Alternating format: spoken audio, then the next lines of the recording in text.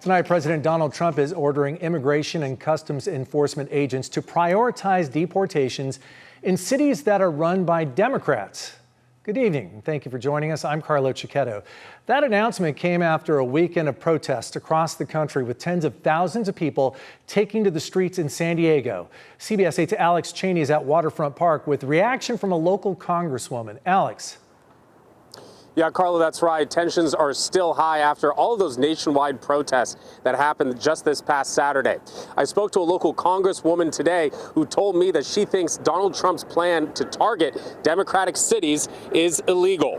While attending the G7 summit in Canada today, President Donald Trump said he ordered ICE to ramp up deportations in Democrat-run cities. The order comes after nationwide No Kings protests over the weekend. San Diego police say at least 60,000 protesters gathered at Waterfront Park.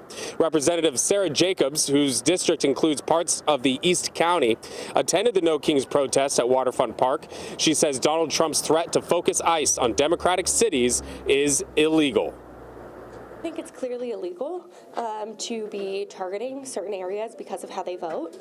Political votes are protected speech under the First Amendment, and I think it just goes to show that he's saying what his strategy has been all along, right? It's not actually about going after criminals. It's not actually about, fixing our immigration system. It's about punishing people in blue areas because they didn't vote for him.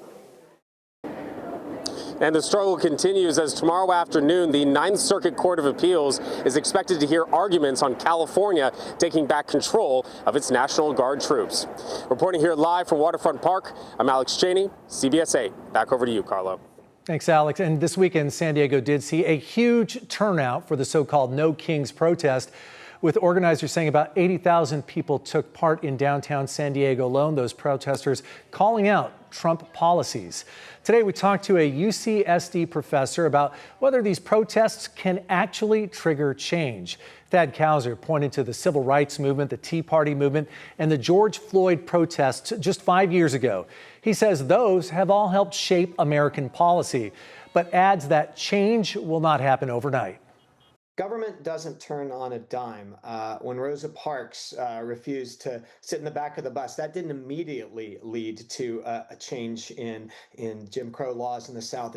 But it set forth a series of legal changes, of policy responses that have eventually made progress. Professor Kauser points out we've seen in the past few days a response from President Trump, as he mentioned, relaxing or changing course when it comes to immigration raids at hotels, restaurants, and in the agricultural industry. But again, now he's calling for targeted immigration enforcement in cities run by Democrats.